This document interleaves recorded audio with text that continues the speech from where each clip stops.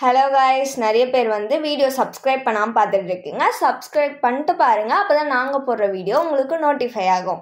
இந்த வீடியோவில் நம்ம என்ன பார்க்க போகிறோம்னா, பேங்கிங் அக்கௌண்ட்ஸில் நான் பர்ஃபார்மிங் அசெட் பார்க்க போகிறோம். ஃபஸ்ட்டு நான் பர்ஃபார்மிங் அசெட்னா என்னென்னா, பேங்க்கோட வேலை என்னது? Withdrawal and deposit. பேங்க் என்ன பண்ணுவாங்க, லோனும் ப்ரொவைட் பண்ணுவாங்க. லோன் வாங்கணுன்னா அதுக்கு இன்ட்ரெஸ்ட் பே பண்ணோம்ல ஒவ்வொரு மந்த்தும்.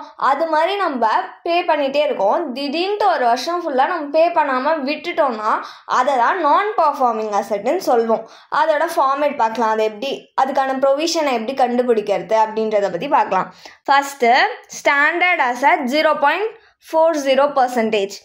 Substandard asset 15%. நெக்ஸ்ட்டு டவுட்ஃபுல் அசெட்லேயே 3 அவங்க டிவைட் பண்ணியிருக்காங்க. ஒன்று ஒரு வருஷம் வரைக்கும் 25%. 1 இயர்லேருந்து 3 இயர் வரைக்கும் 40%. 3 இயருக்கு மேலே 100%. லாஸ் அசெட்டும் 100%.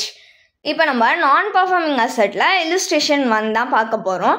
என்ன சொல்லியிருக்காங்கன்னா, 31 March 2018 Bharat commercial bank limited அதோட அட்வான்ஸஸை கிளாஸிஃபை பண்ணியிருக்காங்க. ஸ்டாண்டர்ட் அசெட்டாக 14,91,300 rupees.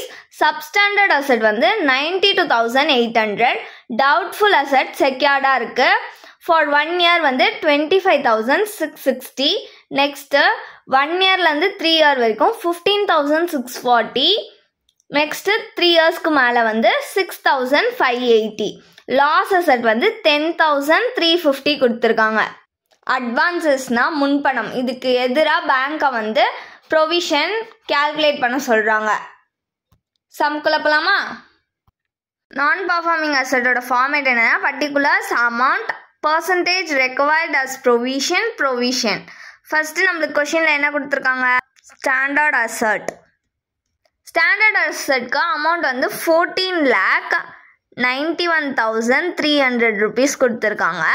பர்சன்டேஜ் எவ்வளோ நம்மளுக்கு? 0.40%. இதை எப்படி கேல்குலேட் பண்ணணும்னா, ப்ரொவிஷனை 14,91,300 இன்டூ 0.4% பை பர்சன்டேஜ்னாலே 100 நம்மளுக்கு. ஸோ 100 இப்படி கேல்குலேட் பண்ணோன்னா நம்மளுக்கு 5,965.2 கிடைக்கும். Next substandard asset. சப்ஸ்டாண்டர்ட் அசெட்டோட அமௌண்ட் 92,800. இதோட பர்சன்டேஜ் 15%. அதே மாதிரி தான் கேல்குலேட் பண்ணோம். 92,800 இன்டூ 15 பை 100 பர்சன்டேஜ்னால பை 100. இப்படி நம்ம கேல்குலேட் பண்ணோன்னா நம்மளுக்கு 13,920 rupees கிடைக்கும்.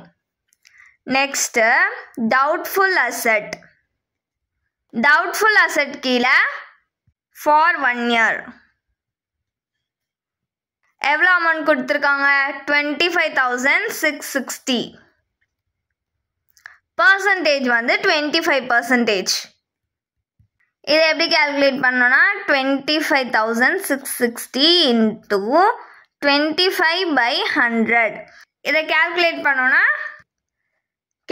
பண்ணால் நம்மளுக்கு 6,415 கிடைக்கும்.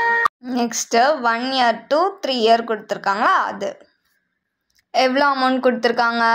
15,640 rupees கொடுத்துருக்காங்க. இதோட பர்சன்டேஜ் 40%.